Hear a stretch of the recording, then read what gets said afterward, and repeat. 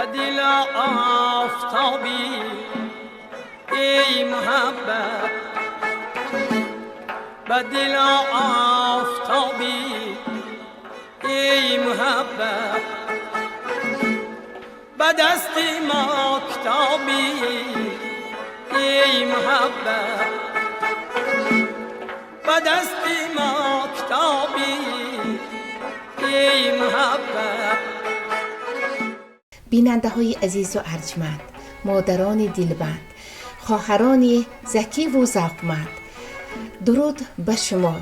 روز مادر مبارک باشد. این بار ما تصمیم گرفتیم که در این روز زیبای بهاری بابت زن، مادر و رسالت او حرف زنیم. ما را همراه باشید. به دل آفتابی ای محبت. امروز ما همه طبل شادی میزنیم، زیرا که مادران و خواهران ارجمندی ما در این دیار آباد و آزاد زندگی میکنند. پیشوای معظم ملت پرزیدنت جمهوری تاجیکستان محترم امام علی رحمان برای بلند برداشتن مقام زن در جامعه چقدر چاره و تدبیرهای مؤثر اندیشیدند که روز تا روز، سال به سال مقام زن در جامعه، مقام و منزلت زن در جامعه بلند می شود. باید ما شکرانه کنیم. میخواستم که در همین بابت اندک اندیشه شما را فهمیده باشیم. مرحمت، شما خود بانو هستید، مادر هستید، زن هستید، خوشدامن هستید، بیبی دعاگو هستید، هم دکتر علم هستید که برای راهنمون کردن جوانان ما در جاده علم و فن البته کوشش های زیاد به خرج میدید، در آیله داری آنها رو استوار میکنید. مرحمت. من فکر میکنم که از همه رسالت بالاترین من این مادر بودن است. بله. و من همیشه شکرگزار از آنم که مادر هستم و در زیر سیاست خیرتمندانه و سیاست مادر پرورانه اساسگذاری صلح و وحدت ملی روز به روز رشد میکنیم و پرتو این سیاست را هر لحظه و هر ثانیه احساس مینماییم. من برای چی سیاست اساسگذاری صلح و وحدت ملی را سیاست مادر پرورانه میگویم؟ مادری پیشوای معظم ملت اندر کنار خود فرزندی فرزانه را تربیت کرده به کمال رسانیدند که تا دنیا هست نامشان توسط این فرزند ابدالابد باقی خواهد ماند. و این چنین گل دختران اساسگذاری صلح و وحدت ملی امروز چون بانوان سیاستمدار در سطح جهانی اعتراف گردیدند. مگر این سیاست بانو پرورانه، سیاست مادر پرورانه نیست که از خانواده های ما سر میزند؟ و امروز که روز مادر است، من به نظر من هر پیام اساسگذاری صلح و وحدت ملی برای ما روز مادران است. روز بانوان است، چون در هر پیام و برآمدهایشان اساسگذاری صلح و وحدت ملی تاکید میکنند که مقام منزلت مادر و دختران باید بالا باشد. دختران باید به دانش فرا گرفته شوند، چون اگر ما یک نفر پسری رو تربیه میکنیم، یک نفری رو تربیه میکنیم، لیکن وقتی که یک دختری رو به وای میرسانیم، ما یک قبیله رو، یک اولاد رو تربیه میکنیم، یک ملت رو تربیه میکنیم. چون همیشه در پشت مردانی موفق بانوان جسور و ناترس و صبور و دلیر می ایستند. همیشه شما تصور کنید امروز که در همین در پرتو سیاست فرهنگ پرورانه اساسگذاری صلح و وحدت ملی شاهنامه که به هر خانواده تقدیم گردید اهدا شد، در آمد این بهار نازنین و روز مادر به خانواده ما هم آمد. و تمنا میکنم که هر یک مادری تاجیک شاهنامه خوانی میکند و آنجا عمیق در میابد که در پشت رستمی داستان مادر مهربانی باور کنندش بود. در همیشه تهمینه سهراب را ستایش میکرد، سهراب را میپرورید و عموما بانوان شرق از قدیم الایام برای تربیه مردان سهم نظرست دارند. چون لایق در یکی از شعرهایش که با عنوان الهام از شاهنامه است، انا همان رزم رستم و سهراب را تصویر می کند و اونجا میگد از زبان تهمینه میگد که اکنون چی دارد بودی من، فردای بی مقصودی من، دستی کی گیرد روزی مرگ از پایه تابوتی من. یعنی همیشه مادری تاجیک حرکت میکند، کوشش میکند که فرزندانش عالمگیر و جهانگیر و نامبرداران او باشند و همین است که همین مادری تاجیک در بری خود رودکی و سینای و مولوی و حافظ و سعدی ها را به کمال رسانیده به سطح جهانی پیشنهاد کرده است. ما باید از این افتخار کنیم، لیکن برای دوام دادن این ملت زیبا باید همه باسواد باشیم، همه کمر همت بندیم، همه بهبودی را با فرهنگی را سوادناکی را از خانواده های خود آغاز کنیم. چون شاعر خیلی خوب میفرماید که در مکتب معارف و آموزگار نیست آن تربیت که زاده دامان مادر است. معلم عزیز، این مادری بود، رسالت مادری بود که جنت را به زیر پای مادران واگذار کردند، وگرنه اگر رسالت مادری تربیت نباشد هیچ چیز است. و بزرگی هم خیلی خوب میگه که مادر شدن دشوار نیست، مادری کردن دشوار است. و من باوری کامل دارم که تمام مادران این سرزمین باستانی در پرتو سیاست مادر پرورانه اساسگذاری صلح و وحدت ملی این رسالت خود را سربلندانه اجرا خواهند کرد. تشکر معلم ارجمند. البته شما چقدر که یادآور شدید از شاهنامه بیزوالی ابوالقاسم فردوسی، من مادر تاجیک در شاهنامه هم یک رمز قهرمانی، جسارت، جسوری، دلیری را مانده است، زیرا که از قدیم الایام مادر تاجیک در دامان خود فرزانه را پرورید که آنها وطن پرور، آنها میهن پرور، مهنت دوست، من ادب دوست، ادب پرور بودند. و امروز مادر تاجیک در این زمان معاصر حرکت میکند که گذشته اولادهای خیش را، زندگی آنها را همیشه پابرجا نگه داشته باشد. شما چی نظر دارید؟ به نظر من تمام همین عنصرها از فرهنگ خانوادگی سرچشمه میگیرند. امروز زمانی رسیده است که مادران ما، خوشدامنهای ما برای پابرجا نگاه داشتن همین فرهنگ، همین عنعنه‌های ملی، حرمت و احترام کلانسالان و دیگر ایستادگی کنند و اول خودشان نمونه باشند، مثلا پختن طعام‌های ملی، صرفه و سرشته‌کاری و عموما همیشه همین یک الگوی مهر و محبت در خانواده، الگوی نیکی و نکوکاری باید مادران باشند.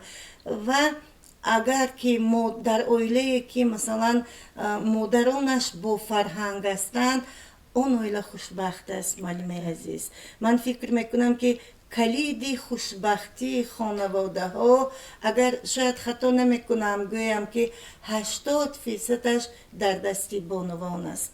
و امروز بینید همین در عائله داری اگر مادران ما صبور باشند، جوانان ما خوشبخت میشوند.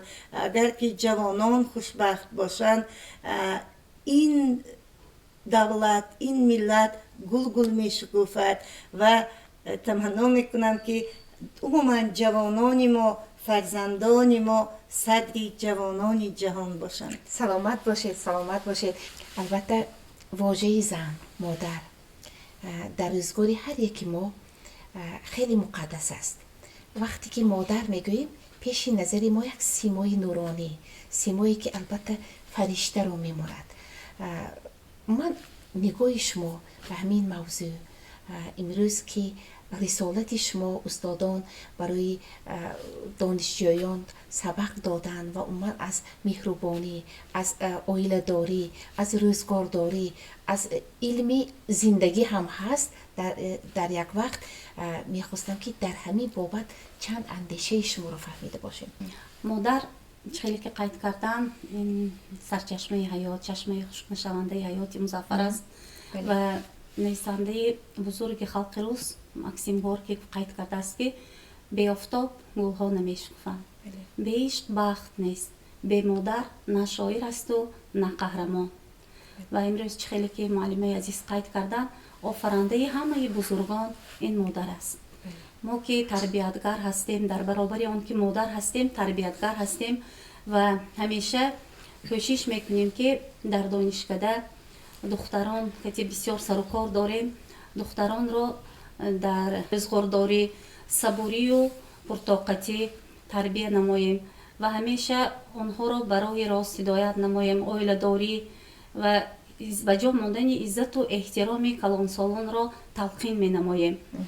و خیلی که شما قید کردید باعث خرسندی است که امروز موقع زن در جامعه خیلی بلند گشته است. امروز زن راهبر، زن سیاستمدار، در همه خواجگی‌های مختلف خلق امروز ما زنها را می‌بینیم که این ما را وظیفه‌دار می‌سازد که باز هم در آینده بهر پیشرفت وطن عزیز خود، بهر گلگشکوفایی تاجیکستان عزیزمون سهمگزار باشیم و همیشه فرزندانی را تربیت نماییم که فرزندان فرزانه ملت باشند.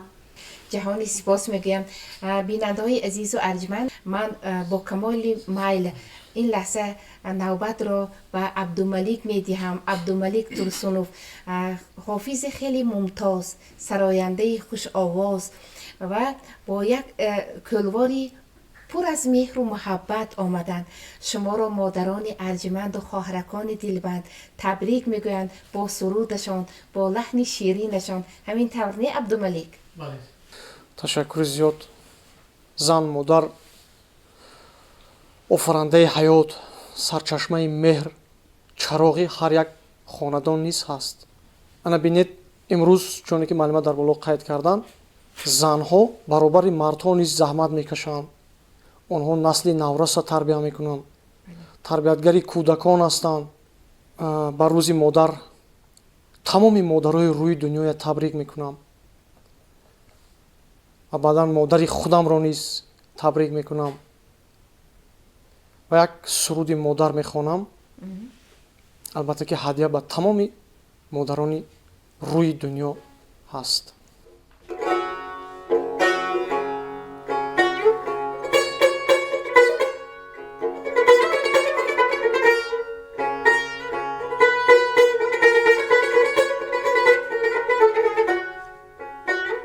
ایا مادر دلت را پاره کردی، فدا خود را به ما همواره کردی.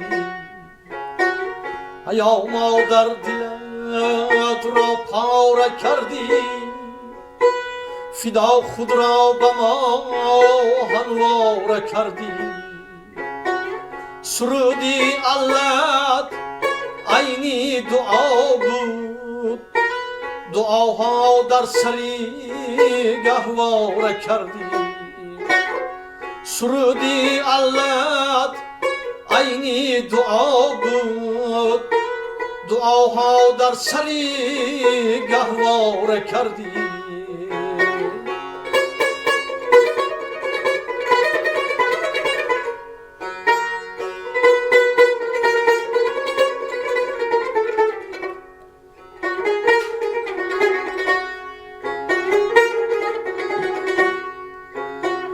نجسته درد داغت را شفای، همیشه درد ما را چاره کردی.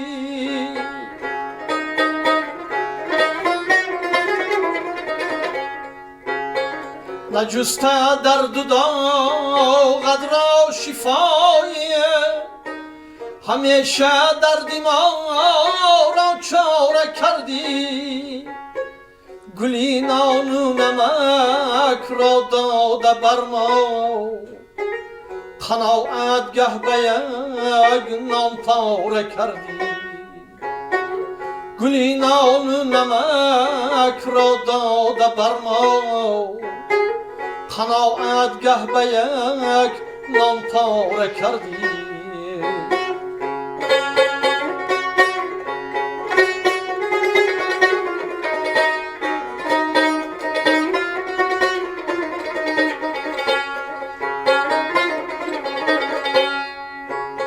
جوانی را به ما میراث دادی چو برگی تیرم رخساره کردی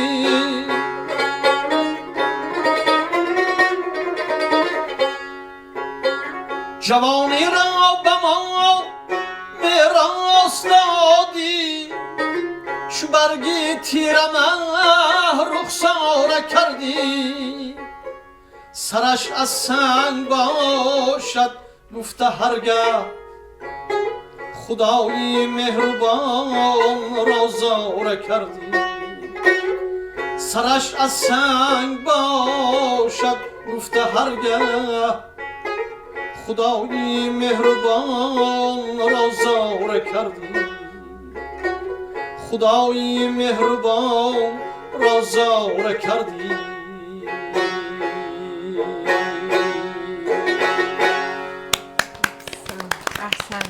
صدایتان خسته نباشد. به دل آفتابی ای محبت. بیننده های عزیز و ارجمند، در مهمانی برنامه ما حضور دارند یک گروه جوانان سعادتمند، یک دختری که خیلی هوشمند، ذوقمند، دختری که افغان، جلالی مرجان بانو، من شما رو خوش آمدید میگویم. طی چند سال است که شما در تاجیکستان زندگی میکنید؟ البته به عرف و عادت و عنعنه‌های ملی ما اونس گرفتید.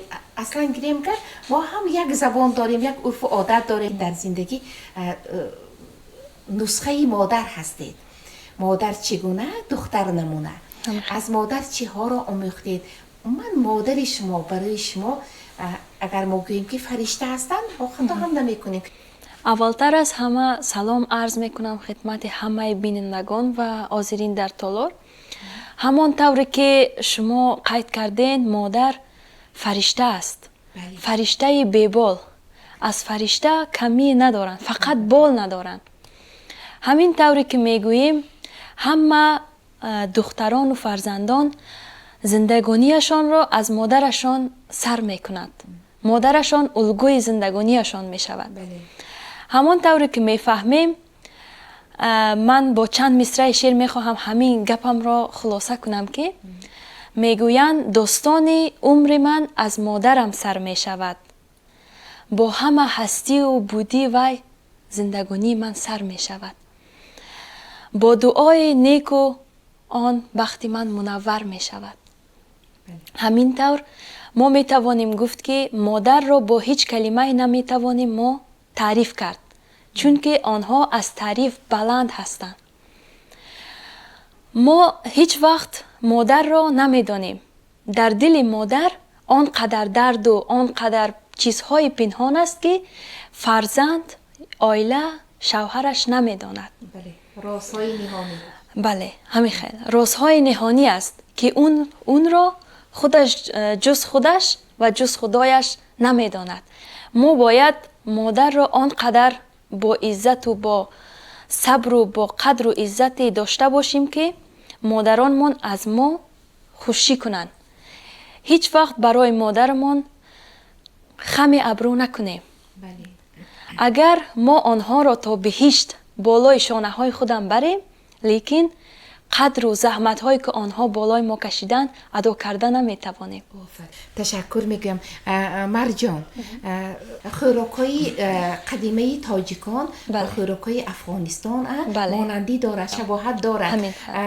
بیشتر کدام خوراکای ملی تاجیکی را شما دوست داشتید؟ عادت کردید به همین خوراک و بیشتر آماده میکنید برای اهل خانواده؟ دقیقاً درست فرمودید. من از وقتی که در تاجیکستان آمدم، من یگان بار آشپلو شما را نخورده بودم. لیکن خودمان قابلی میگوییم. ما وقتی که تاجیکستان به آمدیم، من فکر کردم که یک بار همین اوقات با مزه شما را خورم. یعنی آش پلو را؟ بله، یا آش پلو را خورم. همسایه‌مان برایمان پخت. من همین را خورده گفتم این عجایب بوده است. رسا با مزه. هم میدونید که آش خودمان مانند بوده است. مانند طرزی پختنش، طرزی محصولاتش همین کمتر فرق کنه. بله یا. یعنی یگان فرقیت من در انعنه ها و رسم و رواج ها ندیدم. مرجان، با چی دست آویز آمدید بهری بیننده های عزیزی ما، بهری مادران و بهری مادری خودتان؟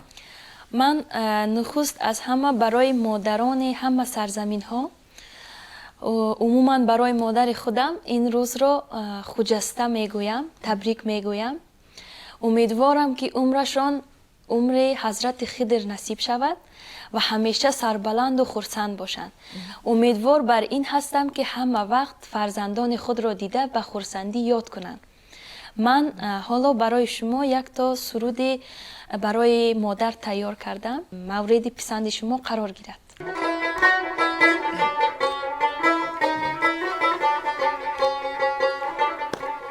مادر جان نور دیدن، نور دیدن، مادر مرا دعا بده میرم به سفر. مادر مادر مادر جان نور دیدن، نور دیدن، مادر مرا دعا بده میرم به سفر. مادر مادر نه قوس و نه خویش و نه برادر، مادر دود سوز من هستی جان و جگر. مادر مادر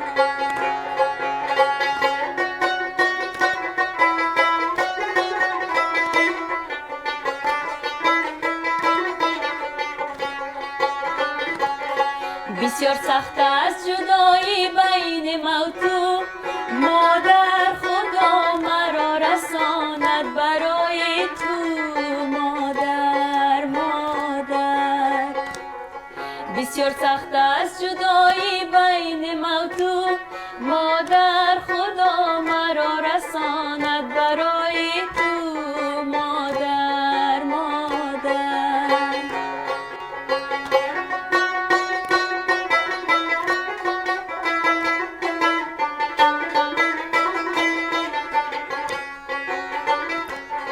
مادر در دلکت صداب دارد، مادر مهرت در دلکم یک باغ دارد. مادر مادر مادر در دلکت صداب دارد، مادر مهرت در دلکم یک باغ دارد. مادر مادر مادر جان نور دیدن، نور دیدن، مادر مرا دعا بده میرم به سفر. مادر مادر مادر جان نور دیدن، نور دیدن، مادر مرا دعا بده میرم به سفر. مادر مادر مادر مادر آفرین مرجان بانو، صدایتان خسته نباشد. مادر چه خیلی که گفتیم سرچشمه محبت است و عموما معلم جان عزیز همه ما محبت زادگانیم و همیشه نیاز به محبت داریم و علال خصوص مادران ما. من فکر میکنم که هر روز روزی مادر است. وقتی با مادر تشکر میگوییم، با مادر تبسم میکنیم، با بودنش شکرگزاری میکنیم، چون میبیاییم در رو میکوبیم، دستان مادر، دستان نازک و لرزان مادر در رو میکشاید، شکرگزاری میکنیم که مادر داریم و تمام محبت رو مهر رو ما از مادر یاد میگیریم. معلم عزیز، از مادر میآموزیم. من فکر میکنم که هر نفری که اگر مادرش مهربان باشد همان فرزند مهربان تر می شود. هر کسی که چون شاعر میگه که حدیث داد و گرفت است جمله کاری جهان، نداده دست از کس نمیگیری. فرزند از زبان سر کرده تمام عنصرهای زندگی را از مادری معتبر خویش می آموزد. ببینید برای همین هم زبان مادری میگن، چون حرف و هجا و تلفظ را ما از مادر یاد میگیریم. مادر نخستین استاد مهربان ماست. عید مادران چون امروز است، من فکر میکنم که برای مادرانی تنها و 100 مرتبه بیشتر باید این عید باشد، چون آنها مردانوار به گیرودار زندگی طاقت کردند و فرزانه خویش را با نان حلال، با روزگار پاک، با دامن عاطفه خویش در دامن عاطفه خویش پروردند و برای مادران خویش نامشان حمایت کردند. و اینجا معلمه عزیز یک لحظه میخواهم برای جوانان گویم، چون پدری من خیلی بر وقت این دنیای فانی را پدرود گفتند و ما شام فرا میرسید. مادرم یک کفشی پدرم را از کدام جوانی می آوردند و به پشت درم می گذاشتند و ما می پرسیدیم که برای چی این کفش را می گذارید؟ مادر هم می گفتند که چون شب است من می ترسم اگر کسی به حولی ما بیاید فکر کند که پدرت هستند. یعنی این بزرگی مادرم که من اکنون امروز رسالتی آن صحبت ها را حس میکنم و در هر کجایی که باشم از مادرم پشتیبانی میکنم، چون میدونم که در پشت نام من نام مادرم است. و عموما من فکر میکنم که تمام فرزندکان ما هم همین گونه هستند. فرزندان عزیز، وقتی که شما از خانوادهتان از عائلتان حمایت میکنید، دفاع میکنید، پشتیبانی میکنید، من فکر میکنم که از ملتتان حمایت میکنید، از دولتتان پشتیبانی میکنید.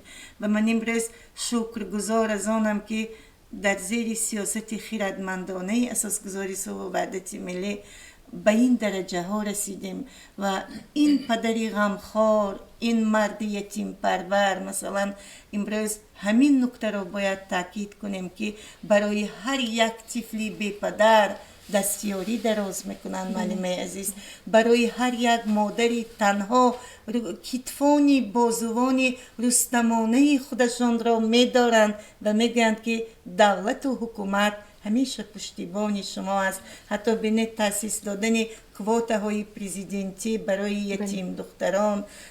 این من فکر میکنم که اگر عبدالرحمن جامی زنده می بود، امروز همان اسکندری عادل، اسکندری خردمند خود را در همین سرزمین پیدا میکرد، چون دولتی که شاهش عادل است مادرانش خوشبخت هستند و حافظانش سرود میخوانند. تشکر میگم معلم جان. بیننده‌های عزیز و ارجمند، در مهمانی برنامه ما حضور دارند باز یک سراینده خیلی خوش سلیقه، مبارکشاه سفرов. البته مادر برای هر یک انسان خیلی عزیز است.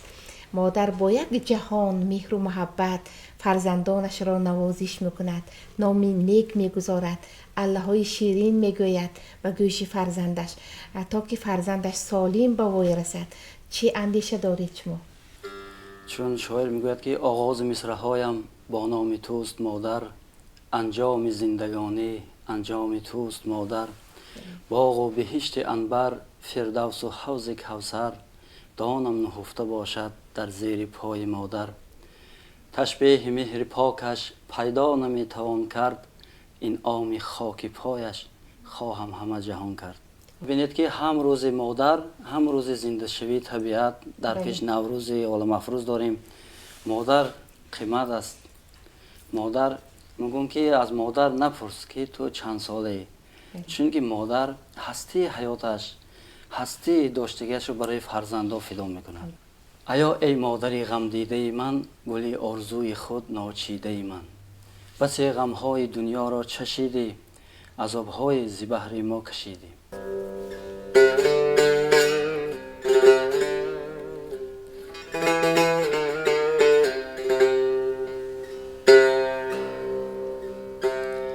аё эй модари ғамдидаи ман, аё эй модари ғамдидаи ман, гули орзуи худ ночидаи ман, басе ғамҳои дунёро чашидӣ, азобҳои зибаҳри мо кашидӣ. басе ғамҳои дунёро кашидӣ, азобҳои зибаҳри мо кашидӣ.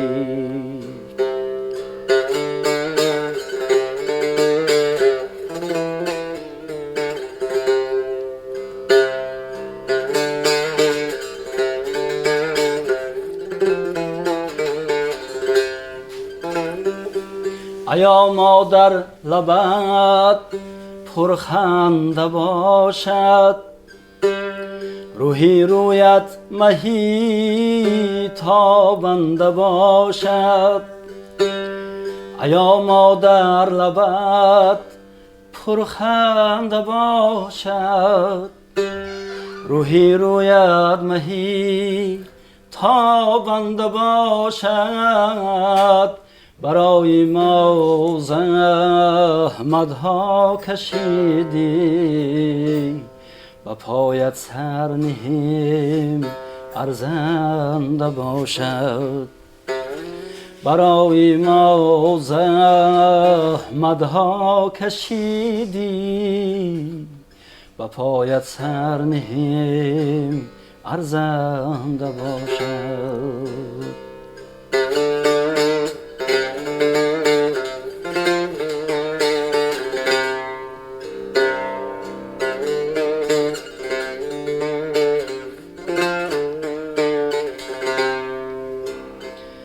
дуои модарон оби ҳаёт аст, ба мо нӯшдоруи роҳи наҷот аст.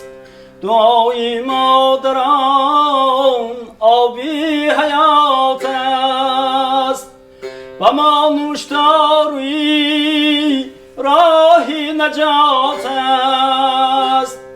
خدا را شکر گوید هر شب و روز، خدا را شکر گوید هر شب و روز، که دارید مادری غمخوار و دلسوز، که دارید مادری غمخوار و دلسوز.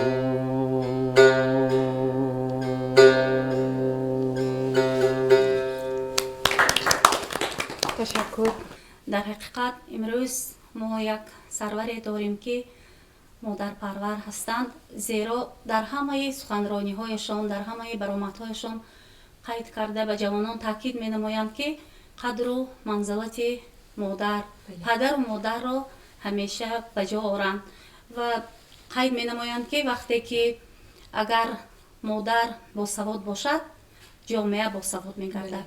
ва ин басо суханҳои пурмазмун аст, зеро ки мо эҳсос менамоем вақте ки ҳамин модар дар оила босавод аст, фарзандони солимро тарбия мекунад ва дар донишкада мо ҳаминро эҳсос мекунем. донишҷӯ духтарони мо ки имрӯз дар бисёр маҳфилҳо, дар бисёр озмунҳо ширкат меварзанд ва бо ташаббуси бевоситаи асосгузори сулҳваҳдати миллӣ, пешвои муаззими миллат муҳтарам Эмомалӣ Раҳмон, эълон гардидани якчанд озмунҳо امروز من جوانان رو تلقین میدهد که به علم و دانش اندازی رو آورند و بسیارتر احساس میکنیم میبینیم که در همین آزمون ها دختران فعالند و ما با سری بلند گفته میتوانیم که آینده ملت از جوانان از همین گل دختران وابستگی داشته باشد. ما باوری داریم که آینده همین دختران ما آینده ساز ملت میگردند و همیشه بهر آبادی وطن و ملت سهم ارزنده خود را میگذارند. یک شب آن رنج که مادر کشید در دو جهانش نتوان برکشید. و امروز که ما در عرفه روز مادر، در ایام گل شکوفی دیار، بهار نازنین، نوروز عالم افروز که در پیش است، صمیمانه شاد باش میگوییم. آرزو داریم دلها شاد باد، عمرتان بسیار پر اعجاز باد، زندگی را بختتان بنیاد باد، خانه هاتان دائما آباد باد. روز فیروزی مبارک مادران، این دل افروزی مبارک خواهران. عید مبارک باشد. تشکر، سلامت باشید. چون اینجا بچه ها سخن کردن و سخن پردازی کردن و سرود خواندن، به خاطر من یک چی آمد که باید تاکید کنم.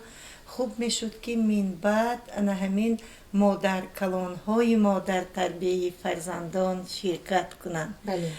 چون ما سخنوری را از الله های مادر کلان های من آموخته ایم. من یادم است انا همین مادر کلانی من بی بی آیشه بودند و همین افسانه های خلقی تاجیک با یک مهارتی با خودشان خاص نقل میکردند. بله. و روزی دراز ما آرزو میکردیم که کی شام فرا میرسد و مادر کلان عزیز افسانه گویی میکنند. بله. بینید انا همین در افسانه های مادر کلان، در ابرز های افسانه های مادر کلان ما توسط همین ابرز ها شجاعت را آموختیم، بله. سخن گفتن را آموختیم، صمیمی بودن، دوست داشتن، صبور بودن و غیره و هاکذاها را. و لایق میگد که من از این سان بیسوادان گفتن آموختم، آفرین. از کتابی زیر بالینم وطن آموختم. کاش که امروز مادر کلانی من در حیات می بودن، من تمام عنوان و رتبه هایم را به آن کس اهدا می کردم آفرین، آفرین، و آفرین. می گفتم که نخستین استادی من شما هستید. و بسیار یک کلمه عجایب داشتند که یک عباره عجایب می گفتند که نامحروم شوی. اگر وقتی که قهرشون می آوردیم می گفتند که نامحروم شوی. من باری از زبان مادر کلانم دشنام و حقارت نشنیدم.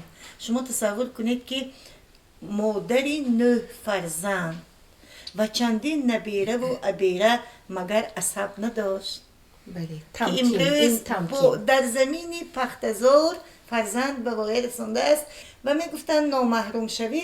ما از همین می فهمیدیم که مادر کلانم غضب‌آلود شدن. و امروز که خودم انا همین زبانشناس هستم و همین عباره رو چی میکنم، نامحروم شدن رو چی تفسیر میکنم و به خلاصه اومدم که همین هم دعا بوده است. بله. یعنی از کسی محروم محروم نشوید. نشم، بله، از آفرین. کسی محروم چقدر نشوم بوده است. سخنهای عالی، بینید ارزشمند. که انا همین گوهرهای نایاب امروز در دهه های دوردست مریم جان، در خانواده های خیلی عادی و عامی زندگانی میکنند. و من اینجا باید تاکید کنم که امروز در جامعه ما معلمه عزیز با سواد بودن رو انا همان یک دیپلم قبول میکنیم. بله. آن شهادت نامه که دانشگاه ها برای ما میدن، لیکن مادری حضرت لایق که با این گونه مثلا یک زنی کوهستانی بودن لایق را پروریده است، یا مادران تمام بزرگان ما. و من فکر میکنم که عفت و حیای زن، این انا همون سواد همان زن است، صبوری زن، متانت زن، دانش همان زن را نشان میدهد. و لایق هم میگد که از شهرت و ز شوکت گر بر فلک زنم سر تعظیم میکنم باز در پیش پای مادر. من چون امروز روزی خاصه مادران است، چون روزی مادران اعتراف شده است، از این فرصت های مناسب استفاده برده در پیش پای یکایک مادران عزیز، تماشابینان مهربان، مادران ارجمند این دیاری بهشتاسایم سری تعظیم فرود می بیارم و همهشان را به این روزی نجیب تبریک میکنم و تمنا میکنم که انا همین نعمتی بزرگ، تحفه بزرگ برای مادر چه است؟ بخت فرزندانش. تمنا میکنم که مادران عزیز آنچنان فرزندانتان خوشبخت شوند که شما در هر لحظه دیده ذوق کرده گردید و همچنین این روز و همه روز فرزندانتان، فرزندان مسافرتان همیشه سرجم باشند و یک بیت خیلی خوبی رو اینجا میخواهم زمزمه میکنم که شاعر میگه ای مادری جان بگیردی دسترخوانت، ما جمع شویم جمله فرزندانت، ما جمع شویم خاطرکات جمع شود، در به شود پاره های جانت. آفرین آفرین. بگذار در سراسر جهان جنگ نباشد مریم عزیز، بگذار فرزندان مادران پاینده باشند و ای کاش که در روی جهان جنگ نباشد، در کارگه شیشهگران سنگ نباشد. عیدتان مبارک. یک جهان تشکر معلمه های ارجمند، جوانان هوشمند، ذوقمند، حافظان و مغنیان چیره دست، خوش صدا. من بار دیگر هر یک شما رو با فرارسی روزی بهار، عیدی بهار، عیدی شکوفایی، روزی مادر تبریک میگویم. تمنا میکنیم که خاندان هر یک مردم تاجیک و تاجیکستانی همیشه آباد باشد، دسترخوان پرفیض و با ناز و نعمت تاجیکانه آراسته باشد، هر روزتان عید باشد. بیننده های عزیز و ارجمند، اینجا رسیدیم به فرجام برنامه. بود تا زندگی فرخنده آیین، بو باید مادران فرخنده باشد، بود تا آسمان مرد و زمین زن، زنان تاجیکستان زنده باشد. عید مبارک مادران ارجمند. به دل آفتابی ای محبت، به دل آفتابی ای محبت، به دست ما کتابی ای محبت، به دست ما کتابی ای محبت،